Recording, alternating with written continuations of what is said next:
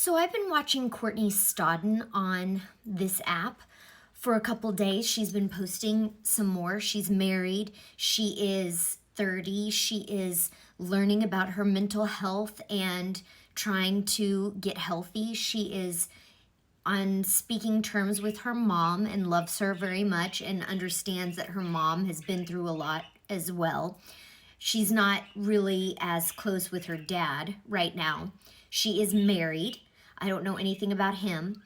But first, I want to read you the definition of what an alter is.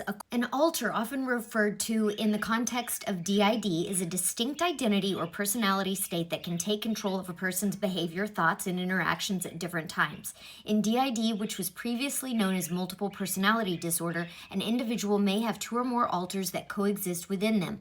These alters can have their own unique traits, memories, mannerisms, and ways of engaging with the world. Each alter might emerge in response to a specific trigger or situation, and the person may or may not be aware of the other identities, actions, when they're not in control. For example, one alter might be assertive and outgoing, while another could be shy or even childlike, Britney Spears. The shifts between alters are often a coping mechanism thought to develop from severe, prolonged trauma during childhood, allowing the person to compartmentalize experiences or emotions. Now, what do we know about Courtney Stodden? She was, bride and groomed by her first husband, who was 50 and she was 16, younger, 15. Like, they started talking when she was like 14 or 15.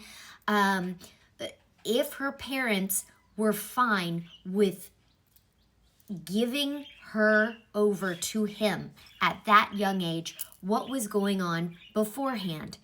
I've also learned, which was interesting, she had seizures when she was little, and then also tics.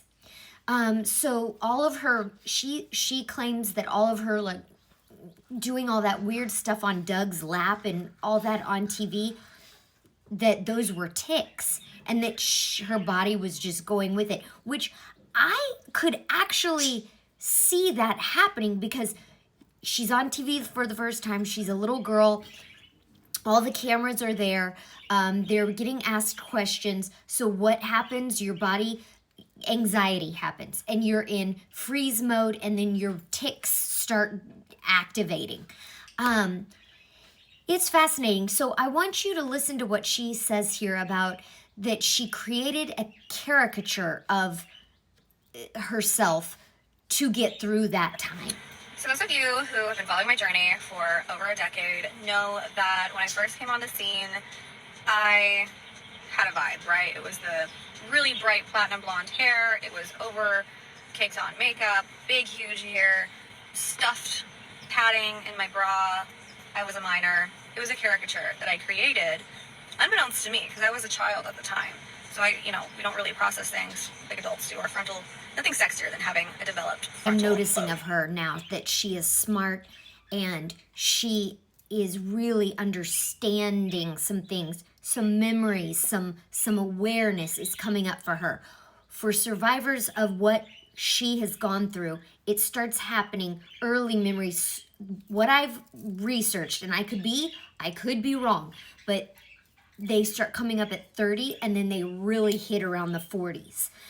So this is not abnormal to see someone being like, I didn't even realize this stuff. What I was doing, but I was actually creating a safety, like a safety net for myself. I was creating a caricature that would later actually probably save my life, because I couldn't possibly be that young 16-year-old child in the situation I was in. Like, just having a character kind of like that you create, it's almost like going to Disneyland and then putting on the Mickey Mouse outfit. You don't know who's underneath there.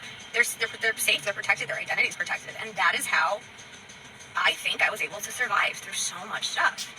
But on the flip side, I never got to know myself. So this Courtney Stodden girl, I don't really know who she is.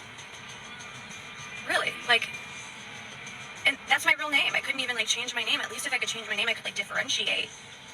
But that's my real name. It will be beautiful to be able to witness her becoming a full-bodied woman. She's now on a big kick on, I'm not wearing makeup. I didn't even brush my teeth today. I didn't even wash my hair. This is me. All of this is me. And I get it. When I was first in therapy, my doctor was like, do you feel like you have to wear makeup every day? And I'm like, this isn't me. I mean, this is just, I do it for myself. But then I realized, wait, why? Then I broke it down, had to break it down and be like, why am I wearing makeup?